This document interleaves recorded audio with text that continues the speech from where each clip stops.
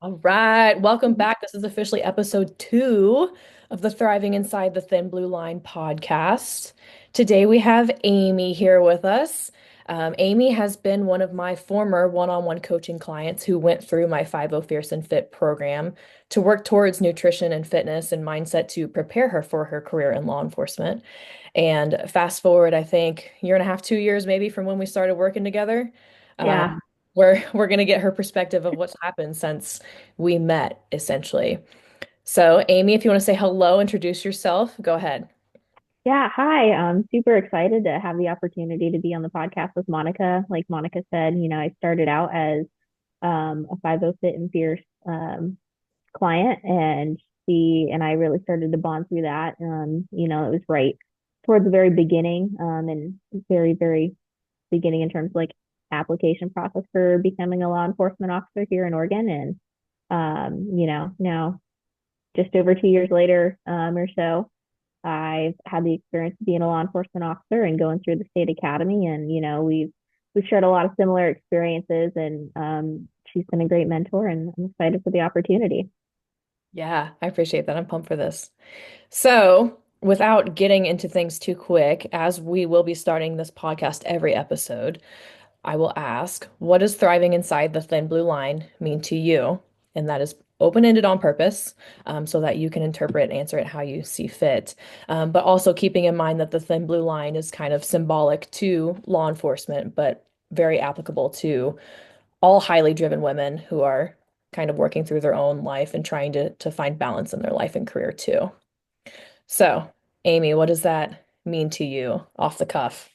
Yeah, that's a great question. And obviously we share a connection between health and fitness, and the thin blue line, both being, you as a former police officer, myself being a police officer, and just through you and through other females, and knowing that law enforcement is a very male dominated field, especially from the top down sort of view.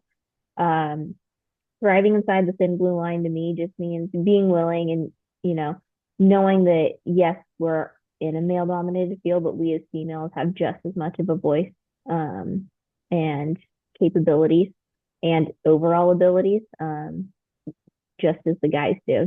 Just because we're a different gender doesn't mean that we're not just as capable. And not letting the stigma of being surrounded by males and constantly being pushed to drink the Kool-Aid, so to speak, and all that comes with working in a very male dominated field, that where the odds can be kind of stacked against you, not letting that really get to you, and being able to kind of pave your own way and pave your own path with inside that. And knowing that no two people, no two paths are ever going to be the same. Yeah, they may parallel and be similar in certain aspects, but we're all different, we're all made uniquely, and it's no different when it comes to the job. Yeah, there was a lot there. I like all of that. A lot to unpack. Okay. So you mentioned that females have a voice and capabilities. I think I heard in there something to the effect of not losing yourself as far Yes. as what you said. You said it is drinking the Kool-Aid, which I think has its own great analogy there, which we can get into. And really just paving your own way. I like that you mentioned that no two paths are the same, because 100%. Um, and I know I've seen it just from my social media posts. You get a lot of people that are like, they're very strong in their opinions, right, wrong, or indifferent. Mm-hmm.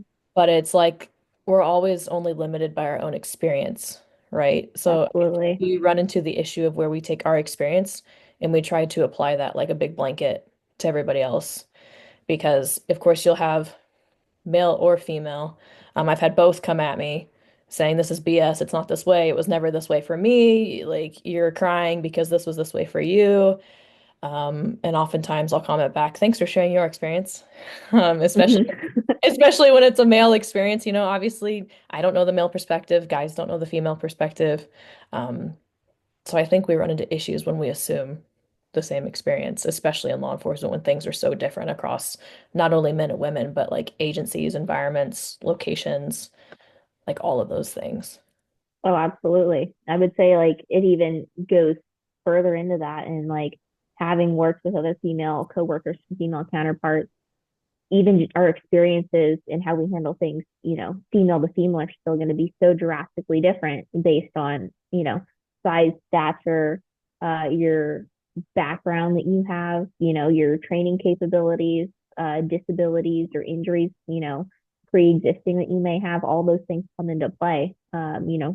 What just in life in general, but specifically in responding to calls. And you know, there may be, somebody else who is taller than me, which tends to be quite a few people. I'm a very short statured female. But that has its own advantages and disadvantages, and learning what works for me and knowing that what may work for me may not work for somebody else, or what works for somebody else, yeah, if it push comes to shove and that's how I have to do it in the moment because that's the only option, cool. But I know that there's going to be better ways to put myself in safer environments and safer positions just based on my training and experience, prior to law enforcement, and even just starting out in law enforcement as I am. Yeah. Um, Let me identify the fact that Amy's been sworn for like a year. Is that accurate? Yeah, just over a year. Oh my God. The perspective that it blows my mind, like the amount of wisdom that comes from you. I mean, it doesn't surprise me, but like it never ceases to amaze me the amount of wisdom that comes from Amy. Just this perspective that she has, it's just being younger and newer in this career field. She's already figured out a lot of the ways of the world and law. I feel like maybe vicariously through me a little bit, but also through her own experience, I think more so probably than even listening to me. So incredible. You touched on so many things there. Um, you said thriving inside the thin blue line is paving your own way. So how do you feel like right now you're paving your own way through law enforcement, just getting into it, being a year in? Oh, there's a lot to unpack just in that question in itself. And I would say every day is a new step forward. To say that the last just over a year being sworn has been an easy path would be a severe understatement. Your first 2 years, 3 years of law enforcement come with just so much trials, tribulation, learning, knowledge, going to the academy, you're putting yourself through it, going through FTEP. There's just so much that happens on top of normal everyday life, and trying to figure out although this is just a job at the end of the day, what does your life now look like in connection with and running parallel to this new job and this new career that you've chosen to embark on, and trying to intertwine all of that with family and being okay and understanding that you're not going to be able to make it to all those family events that you once were able to, and just learning to adapt and be comfortable with being uncomfortable. And I would say the general saying of all cops hate change is couldn't be more true, especially within your first couple of years, because you're constantly going through change every single day, every single phase of your training, even getting, off probation and learning just to adapt to those changes and being willing to accept them as they come. And in terms of like paving my own path, um, I had a very challenging FTEP at the agency I was at, and it there was a lot going on personally as well at the same time, and so a lot of that compounded, and it really made me realize that I needed to take care of me first, because again, at the end of the day, this is only a job. Yes, it's a very dangerous job. It's a very humbling career, and it's something that I have feel called to do, and I would say a lot of people in law enforcement have that same calling. It's something that we just kind of know that that's kind of our path. And for me, that was very much it. It's something you know, I've always known really that I've wanted to do. I've, been very vocal about it with my family and peers and mentors. And here I am, living it out, and I couldn't be more happy. But at the same time, there's their own struggles that come with that. And at the end of the day, it comes down to taking care of yourself, but also knowing that you have a voice, and knowing and being willing to use your voice for yourself, because at the end of the day too, we're our own advocates. Our sergeants, our FTOs, our coworkers, our friends, yeah, they may advocate for us in certain ways, but we're the only person who knows ourselves best when it comes down to it. And if we're not able and don't feel like we have the voice to be able to advocate for ourselves, we're just going to start digging ourselves in a deeper hole. And having been there personally recently and done that, dug myself into a really deep, dark hole. And now I'm working my way out of it, getting my foundation and my feet back under me to, continue pursuing this career, and thriving inside of it and learning, continuing to learn what does it mean to me to thrive inside the thin blue line, whether that's the department with my peers, the job as a whole, every single call I go on, as long as I'm taking care of me, everything else will start to take care of itself. And so being sure to take care of yourself, first and foremost, take care of your family, and, go to the training. I'm a big advocate for training. That's something that I wish I would have had more of, in my time at the department that I was at. Was I wish I would have been able to go through more training, because I think there were opportunities that presented themselves for training opportunities, and those were not taken advantage of by the training staff itself. And I think that hindered some aspects of it. But it also forced me to learn things the harder way, which is not always a bad thing. I grew a lot and learned very quickly what I like and don't like in certain aspects.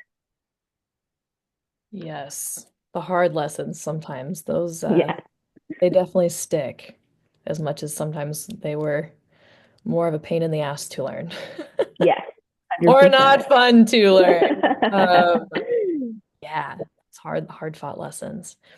Um, so really quickly, just to fill in the gaps for some people, if you don't mind sharing your journey, as much as you want, as far as your transition from one agency through the academy, what happened after that, and where you're at now.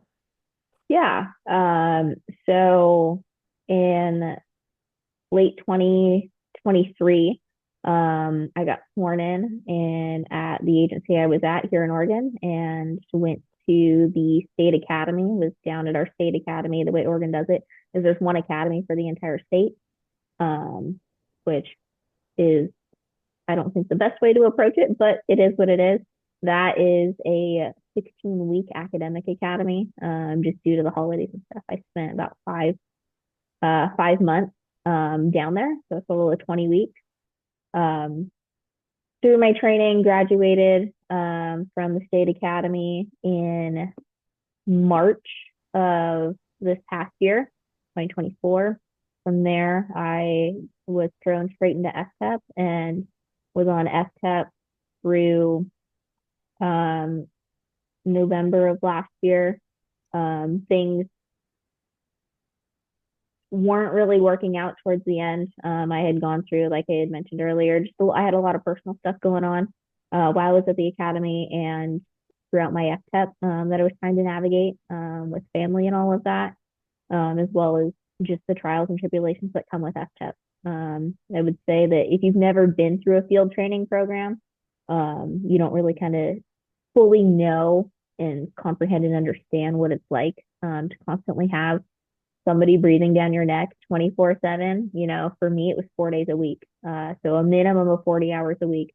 I had somebody in the passenger seat of my car constantly criticizing, critiquing what I was doing on calls, why I was handling it this way, why I was stopping that car.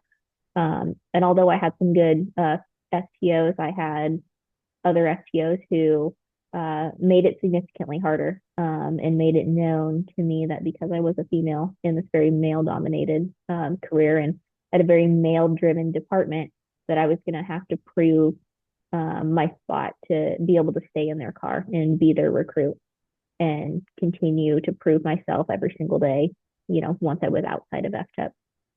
So it came down to it in November, and I ultimately made the choice to leave the department. I was not in a great spot. I had also had a critical incident, or been involved in a critical incident, fairly on in my FTEP, and wasn't doing well emotionally, mentally with that, just due to how the department handled it or their lack of being willing to handle the critical incident and being willing to take care of their people, so to speak. And just based on that and how everything was going, reading Monica's book, talking with her, and just kind of seeing things from more of an outside perspective. I knew I needed to leave, and that department, although that was my quote dream department of working at, and it was ever since I started and knew that I wanted to be in law enforcement. Um, it wasn't the right fit, and it wasn't where I knew that I needed to be. So I left that department in November and am in the very tail end of application processes or hiring processes, I guess, now with some other agencies that I could not be more excited to be a part of and to have the opportunity to serve those communities and get back into law enforcement. I would say my drive and my passion for the career and serving the public and being able to have a positive impact on the next generation of the public could not be stronger now than it was when I initially started, my application process in 2022, 2023. So a little bit to fill in the gap. It's not ideal by any means, but I'm a big believer in everything happening for a reason, and taking the opportunity to take this time off from the job to, again, like I preach, take care of yourself. At the end of the day, if you're not taking care of yourself, it's going to be harder to take care of others, and you can only pour into so many people with a half full cup. So working on filling my cup, taking care of myself, taking care of my family. So when, the opportunity presents itself for me to get back into the job and move forward, I'm ready to jump into the deep end with both feet and, you know, get after it. Yeah, that is a lot. That is so much to be thrown into and to deal with within your first year. You're not only dealing with a critical incident, you don't have the supportive environment or system within the department that you're in to help you navigate through a critical incident, especially being young and new on the job. You don't have that person that's like pulling you under their wing, being like, I've been there, or how are you doing, even like even just a simple like how are you doing type text or conversation from that agency. And then it sounds like also being held to somewhat of those unreasonable standards when you're in FTO of constantly having to prove yourself. And that's a huge soapbox of mine too, of you're not supported, valued, or respected at your agency if you're constantly trying to prove yourself. Like Mm-hmm. I understand the hurdle of like, yes, you need to once. Or maybe it's like a series of small things that help you prove yourself, and that's fine. Um, but that should really be like FTO, like maybe your first year, 6 months to a year out, where you're still getting into things, new things, different things, where people are like, oh, like she did good today. She held her own today, and we don't necessarily have to worry about her. If she goes en route to a hot call, we don't have to be, and this can be male or female, where you hear that one person going route to a call, and you're like, oh God, send them two or three or five. Mm-hmm. Yep. Because this could go sideways. Um, Yep. not being that person. But it's, I mean, I wrote about it in my book, this, the emotional abuse part of it, where it's moving the goalposts. Like Mm-hmm. the standard's always changing, and you're always chasing this new standard of what's good by one person isn't good by another person. And then you're Yep. stuck in the mental loop of like, well, what's the right thing to do? Like I'm here genuinely showing up, trying to do the best that I can, and also trying to stay true to myself, and also trying to prove myself and live up to the standards of where I'm working for and make a good impact and good impression. But there's like no standard to even judge myself or hold myself to because it's constantly changing. And unfortunately, that's when a lot of the second guessing and questioning yourself and all that's kind of just like the tip of the iceberg where you start rolling down the hill. And Yes. you go down Yes. really fast. You go down really fast. Because I unfortunately experienced the same thing. Um, So although it's not fun to talk about, I think it's great that we highlight these things because these are the same things that a lot of other men and women alike, I think more women than men want to talk about it, of these toxic work environment types things that don't set us up for success. When we're Hmm. really just like, I'm giving you all I got right now, and it ain't good enough for you. And I love the way you worded it that like just wasn't a good fit for me anymore. Like, because that's what I came to the agreement of too, and especially trying to word it in a positive way when you're applying to new positions. Yes. Like, I can't just sit here and like tear the like just tell them like the worst of everything I just experienced because that looks bad on me. Hmm. Double standard, but fact of the matter. Um, it's like, it wasn't a very positive place. It just wasn't a good fit for me anymore. Like just chalking it up is that because I encourage most now of we're in control as the applicant because Hmm. everybody's hurting for people now. And so it's more of like I'm not the 100th applicant vying for two spots at this agency. It's more like, are you a good fit for me as much as I'm a good fit for you? Yeah, Because my standards matter too. absolutely. So it doesn't become a desperation type thing where you're like clinging to whatever you can get and then really concerned that if it doesn't happen here, it's not gonna happen for you ever. Yeah, I mean, we're, in a very different time with law enforcement right now. The ebb and flow of law enforcement and recruiting. We've seen the highest of highs and the lowest of lows, I would say, within the last 5 years. And I got my law enforcement start as a police cadet, and so I was introduced to it prior to the George Floyd riots, and all of that. And so I saw what good we can do as law enforcement officers, and that was a big drive for it for me, um, specifically at the department I was at, and that's how I knew that's where I wanted to be. But at the end of the day, like humans, we all change. Departments change, leadership change, policies, procedures, training, all of that comes into play.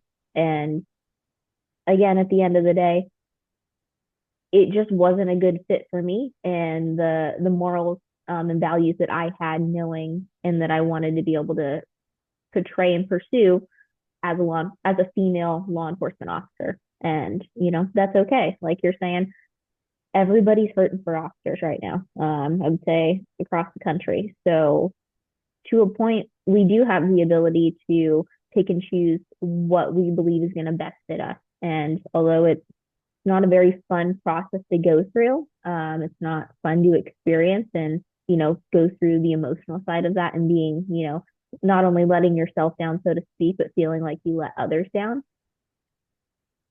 You also have to realize that if you're going to be in a department that doesn't make you happy and that doesn't value you, it's going to be a short term thing no matter what. Either they're going to find a way to tank you or you're going to be involved in some type of critical incident, or some type of event, and you're going to want to resign, you're going to be forced to resign, or you're going to have to, medically retire, what have you, unwillingly.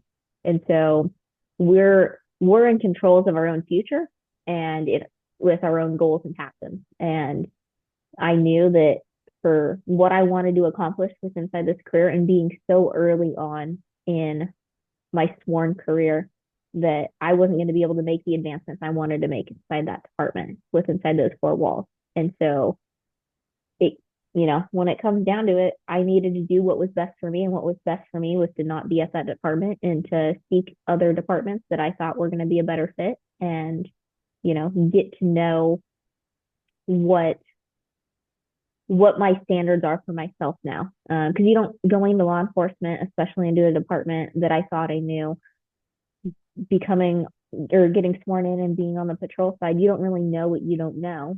And you don't know what standards for yourself that you want to set because you don't know what those standards are.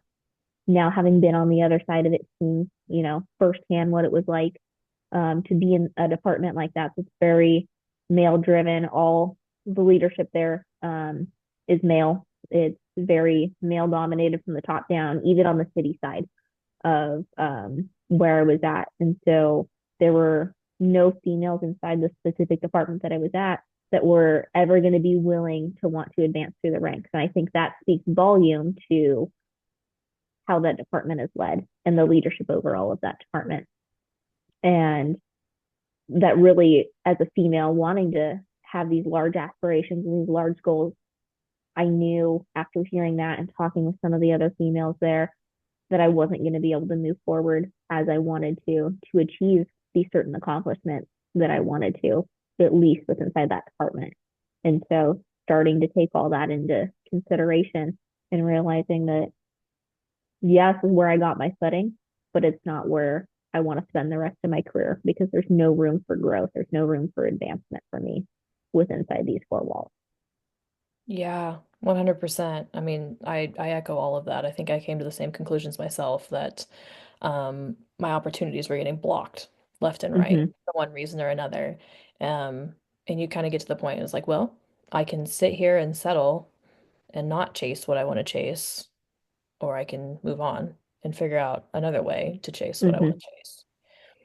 Um, Curiosity, were those other female officers that you spoke with, what were like, were they supportive? Was it kind of how were those interactions? Were they helpful or was it more of like get out while you can type of thing? I would say it's a little bit of both. Um, so at the specific department I was at, um, there was only 8 females, myself included, out of 150 sworn personnel. Yeah. And so when you look at the numbers of that, right, that's not surprising knowing the career that is. But for as large of a department that I was at, to only have 8 sworn females is still very shocking. And to know that not a single one of those wanted to advance through the ranks. Um, some of them were willing to drink the Kool-Aid, so to speak, very early on in their careers. And, they got it good with SWAT guys and, they're chugging, moving forward and living life to the best. And they think it's the best job. And I agree. I think being a police officer is the best job out there. But you kind of have to find the people that you mesh well with and that you work well with, and that are just as supportive of you. And so the individuals who fit that mold were, they're constantly looking for fights, looking for the stolen cars, willing to really chase anything that they could get any sort of lead on. The other side of the female spectrum, so to speak, were in our detective unit and back on the desk, and so they chose to take the opportunity to step away from the road off patrol, knowing how the patrol side is handled for a different perspective, so to speak. And they are very content where they're at, knowing that they don't, at least for the time being, they don't have to be on patrol dealing with everything we're dealing with, and specifically with the administration and the leadership that oversees our patrol. And so, in talking with almost all the females there, there was a good mix of, well, if it's not the good fit for you, like it is what it is. And the other side of it is, hey, if it's not a good fit for you, get out while you can, because, those of us back here in detectives have been here for 10, 12, 15 plus years, and now we're stuck. We're now looking at and counting down the days, the years, the days, the months, and the years until we can retire, because it's not worth it for us to restart our career with a different agency being this far into it. And so, with that in mind, that definitely helped solidify my decision and left me with an overwhelming feeling of just peace and comfort in the decision that I was making, knowing that, again, I'm the only person who knows myself best. And I needed to do what was best for me. And what was best for me was to not be there. Yeah. Yeah, that's interesting. That sounds like you at least whether those interactions were positive, negative, in between, it sounds like it guided your decision one way or the other. Mm-hmm. But it ended up being what you needed at the time Yes. to get out. So that's cool. Awesome. There's so many parallels in our stories. It's crazy, but I know other people tell me too that they've had parallels within hearing my story as well and in what I put inside of the book, Thriving Inside the Thin Blue Line. So if this resonates with anybody on here, I encourage you to grab that book. Yes. I highly recommend it. I can't recommend it enough. And like I was telling Monica earlier, I recommend her book to every female law enforcement officer that I know personally and that I come across. Um, and even to some male law enforcement officers who I've become, really close with from the academy and who are now at other agencies. As we kind of compare stories of FTEP and training and all of that, and their stories and experiences are similar to both Monica and mine. I'm using this opportunity to continue to shed light on, the experience that I had, but also let them know, even though you're a guy in a guy's world, your treatment still isn't going to be fair and equal all the time. And so to know that, they're not alone, they're not the only ones struggling with this, it it may seem, taboo, so to speak, of as a guy trying to speak up in his, for himself in a male dominated field, but to the same point that us as females feel like we don't always have a voice in the such male dominated field. I think there's some guys that also share that same feeling and those same emotions that come with that. And so letting them know, hey, again, just because I'm a girl, just because you're a guy, like that doesn't matter. We still need to be able to advocate and be willing to advocate for ourselves because things aren't going to get better if we're not willing to advocate for it. Yes, 100%. I agree with that as well. I know you said is a part of paving your way through law enforcement and getting to where you're thriving inside of your career. A lot of that had to do with navigating. You said life, living life parallel to the job. So how do you feel like you had systems or habits set up that helped you offset what was going on at work? I would say a lot of that came with trial and error very early on within the first, couple months of my FTEP. After graduating the academy, our academy was kind of an in residence, so to speak, college type setup. And so I was down in a different city for 5 months out of the year for that specific training. And so coming back, refiguring out what my life looked like now that I was done with academy, what life looked like, for myself and my family, and trying my best to leave work at work to the best of my abilities, but also still trying to navigate the emotions, the feelings, just the overwhelming amount of information that I was taking in with inside, a 10-hour day, 12-hour day, whatever, however long that day ended up being at work, and knowing that I was still coming home and still needed to be present for myself, present for my family, to continue to take care of myself and my family. And I learned very quickly that if I didn't meal prep, I probably wasn't going to eat that day. And so the value of that, and even if it's not, meal prepping specific meals, but and something I learned from being a client of Monica's is bulk meal prepping in terms of like your proteins, your carbs, your veggies, getting all those cooked however you think is going to be best for you for the week. Or for me, it was my work week, so 4 days. Um, I knew what my veggies, my proteins, my carb options were for the week, and I could kind of mix match those throughout the week, depending on what I was feeling like.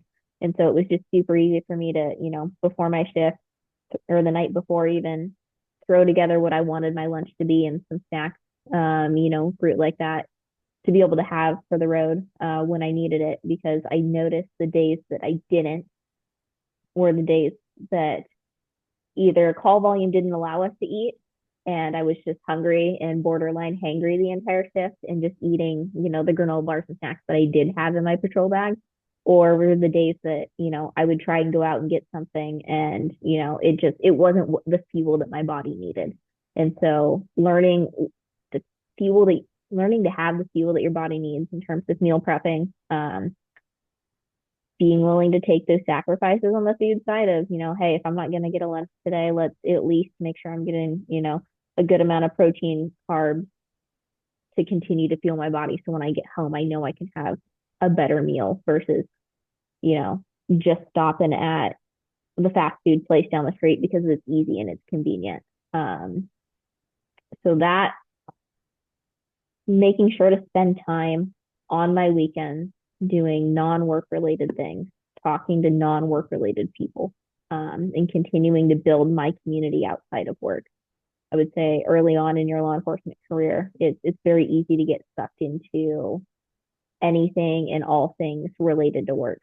You're because you're spending essentially half your time, half your week at work with these people. They become another family to you. And so, oh, after our work week, let's go out for drinks or dinner. Okay, well, I was noticing I was doing that and it was great. It was good for us to vent and socialize. But I started to shrink my own circle and was really only meeting and hanging out with people from work. And all we would do is talk about work. And to a point, that's good. Venting to people who understand what you're going through and have been there and done that is very beneficial and helpful. But at the same time, it makes it hard for us to turn our brains off.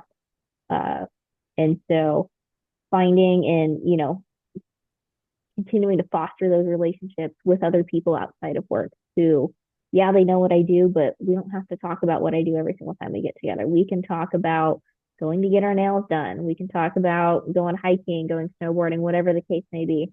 And we can actually go through and do those things. And, I know in my time with them that I don't have to talk about work if I don't want to. And being okay with that, and to parallel with that, I would also say having those hard conversations with family, as hard as they are, I think they're very valuable and important to let them know that, there's going to be days that I come home from work and I'm going to be utterly exhausted and I'm not going to want to do anything. And I'm going to come home, I'm going to shower, I'm going to eat, and I'm going to go to bed. And, you may see and notice something's bothering me. And, I'll be upfront. I either want to talk about it now or I don't want to talk about it now. I want to talk about it later. I just don't want to talk about it at all.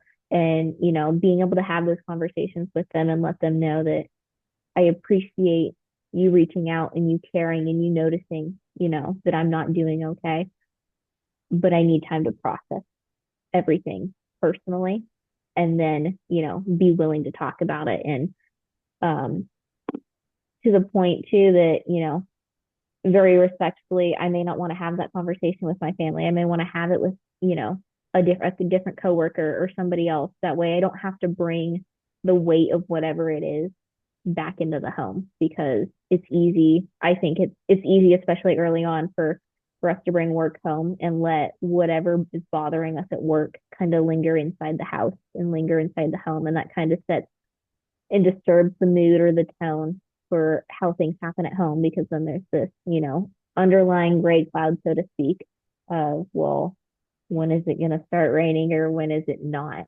And so being able to have those boundaries for yourself, but also with your family, to continue to protect them from things that they don't necessarily need to be subject to, but also to continue to protect yourself and your safe space. For me, my house is my safe space. And so if I don't have to bring work into the home, I don't want to because I don't want my work interfering with what I do on my weekend, what and how I feel, and process things with my family, kind of a thing. So I guess to break it down, it's meal prepping and having good food available for you. Even if you don't eat it on shift, you at least know you have it for when you get stuck on one of those perimeters or those call outs and it ends up being an 8 hour type call and you're stuck in the same spot, you at least have food to nourish yourself and take care of your body. Um, to be able to set those boundaries with yourself, but also with your family, and then have sports or hobbies and community outside of work. All those things I think are just so important and being willing to take care of yourself with inside of that, you know, find something you enjoy doing and use that not as a treat, but to take care of yourself mentally and to make sure that you stay regular in doing that because that helps regulate our nervous system. It helps take us out of that fight or flight mode that we're constantly in at work. Yes. Yes to all of the things.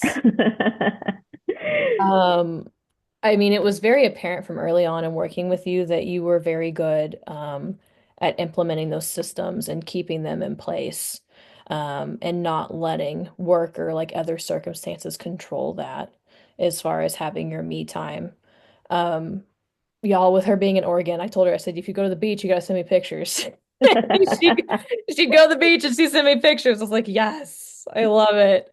Because it was paddleboarding, right? Was your thing you like to get out and paddleboard on the water? Yes, I love paddleboarding. There's a lake, a reservoir 20 minutes from my house. And so I can blow up my paddleboard, throw it in the bed of my truck, and, from my driveway to when I'm on the water is about 22 minutes.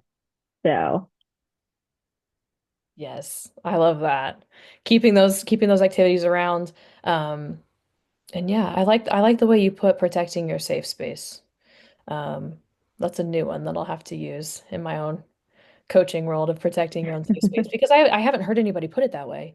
But yeah, it makes sense. As far as like this is my bubble outside of work, I'm gonna protect it and as much as I can. I'm not gonna let work come home with me other than what I have to know that I need to like mentally process depending on what that is.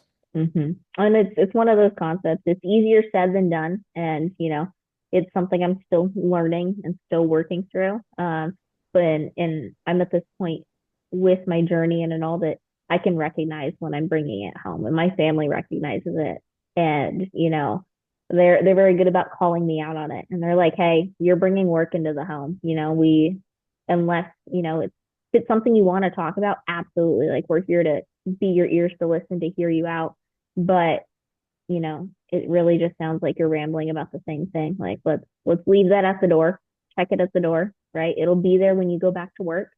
We don't need that, for whatever we're dealing with.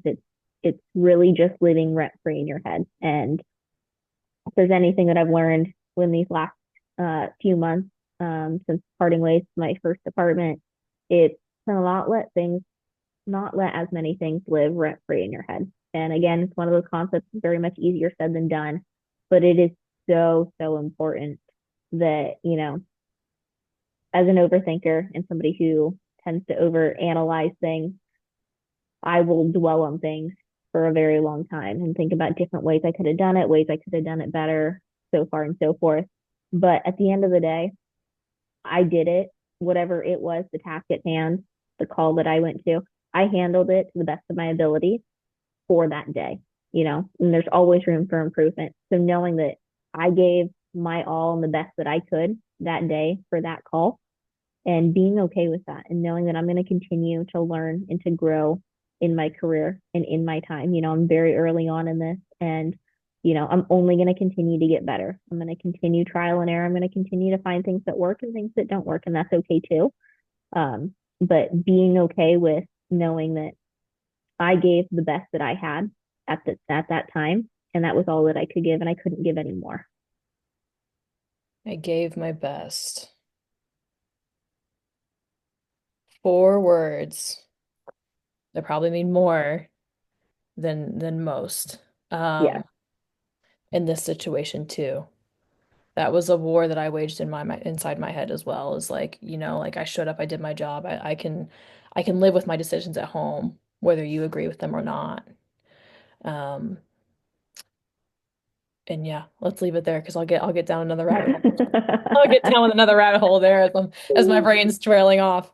Um, Yeah. So, to kind of recap here, you define thriving inside the thin blue line as paving your own way through law enforcement. I think you're absolutely doing that. Um, there's three themes that I'm pulling through this podcast, and one is defining what it means to thrive inside the thin blue line and what that looks like for you. The other two are we rise by lifting others, but first we must lift ourselves. You embody Mm-hmm. you really do. Um, because you got to a point where you're like, no, like I need to fill my own cup. I need to take care of myself. I'm seeing some of these negative stressors that are starting to pull me in a direction that I don't want to go in. I'm going to take care of myself, and then also I'm going to speak up for myself because I don't agree with what's happening in the workplace and how I'm being treated and these things that I'm experiencing. I don't agree. I'm not just going to sit here and take it. I'm going to do something about it. Mm-hmm. That's so hard for women in law enforcement, I feel like, and even guys too. And I don't mean this to like cut out the men because it's valid for them too. Um, but as a young female rookie, it's so easy to feel like you're gonna get into some sort of trouble when you just like open your mouth. and it doesn't Mm-hmm. matter what it is, and you're afraid to start ruffling feathers because I very much felt that way too.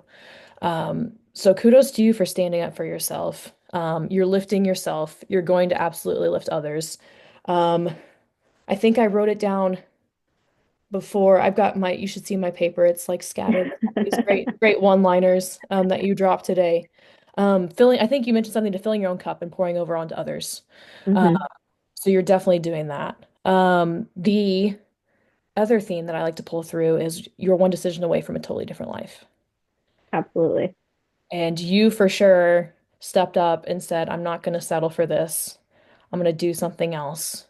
You didn't take no for an answer, and you're continuing to pave your way through law enforcement. Yeah. So, very cool full circle moment. Um, and I love that for you. So, any other final thoughts before we wrap this up? I know we touched on a lot, but as hard as it is, there may not be every day might not be good, but there's always good in every day, and that's definitely something that I am striving to and have been striving to continue to find as a value just moving forward and knowing that it's not worth settling for a glass half full because at the end of the day you're in control, you're your biggest advocate, and you know yourself best. So as hard as those decisions can be and those conversations can be to have, like you're saying, you're one decision from a completely different life. You're one decision from a completely different job and a completely different atmosphere. And it's not easy. Restarting has not been a very fun experience. I would say, if anything, it's been very humbling. Um, it's a very big reality check, so to speak, as well. But you know what's best for you, and you just have to trust your gut in that, and know that everything was going to work out in the end. Even if your first step, your first path that you go down becomes a dead end, you can always backtrack and go a different way. There's always going to be another path out there. Yes. Making new roads. Yes, Forget the road that you're on, you're making a new one. yes, Love that. Awesome. This has been such an amazing episode. You're another one of those people that just you drop gold nuggets. Like they just keep coming. It's fantastic. I love the perspective that you share. For anyone listening to this, I'd love to hear your feedback. So comment on this. If you want to email me, I'd love to hear your feedback. I want to keep bringing these important topics to light because we have to have the conversation if we want them to change. yes. So, step one in creating the life and career that we want, which is ultimately what we're here for, right? Mm-hmm. So, hang out for a second, Amy. Thank you so much. Y'all, if you enjoyed the podcast, let us know. Stick around for the next episode. Stay safe out there. See ya.